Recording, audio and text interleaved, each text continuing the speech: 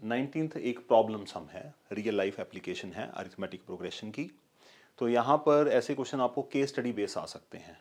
तो 4 नंबर की एक केस स्टडी आती है लास्ट में, तो वो कई बार एपी का क्वेश्चन आपका 5 मार्क्स में आता है, कई बार 1 मार्क में या 2 मार्क में क्वेश्चन आ जाते हैं, उसके बाद केस स्टडी डाल देते हैं।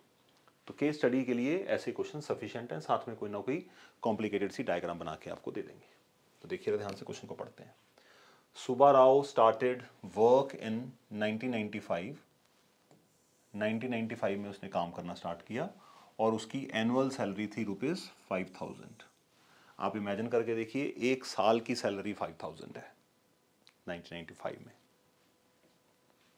And received increment of 200 each year.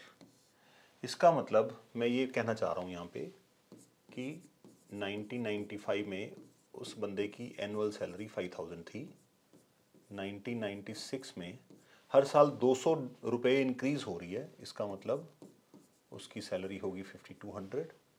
1997 में उसकी सैलरी होगी 5400 और ये चलती जा रही है।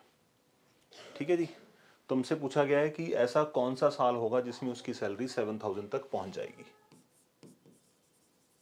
तो ये लास्ट आ गया हमारे पास। ठीक है, तो पहले तो इंग्लिश स्टेटमेंट को आपको मैथमेटिकल स्टेटमेंट में कन्वर्ट करना पड़ेगा। अगर आपने इतनी पकड़ बना ली इसके ऊपर, तो फिर तो उसके बाद एपी के कॉन्सेप्ट्स हैं। प्रॉब्लम सम्स में कंटेंट बहुत ज़्यादा लिखा होता है, बट उसमें काम की बात इतनी सी होती है कि आपकी अरिथमेटिक प्रोग्रेशन फ्लिक में बन जाए बिल्कुल। तो हमसे क्या गिवन है यहाँ पे, the list of numbers form an AP, जहाँ पे ए है 5000, डी है प्लस का 200 एंड लास्ट टर्म है ए एन, उसको अपन 7000 मान लेते हैं। तो ये बताना ना कौन से साल में है, तो चेक कर लेते हैं इसको, इन विच ईयर। ओके, तो ए एन इक्वल्स टू 7000, तो यहाँ पे वैल्यू यूज करते हैं ए प्लस, तो ए कितना है 5000 plus n minus 1 into d equals to 7000। तो इसका मतलब n माइनस 1 टाइम्स 200, 5000 उधर जाके माइनस होगा, तो n माइनस 1 टाइम्स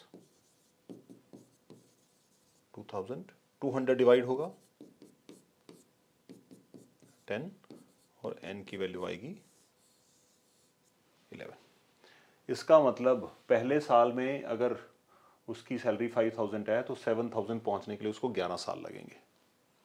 11 साल के बाद उसकी सैलरी जो है वो कितनी होगी, तो 1995 प्लस 11 ईयर्स कर देते हैं 6,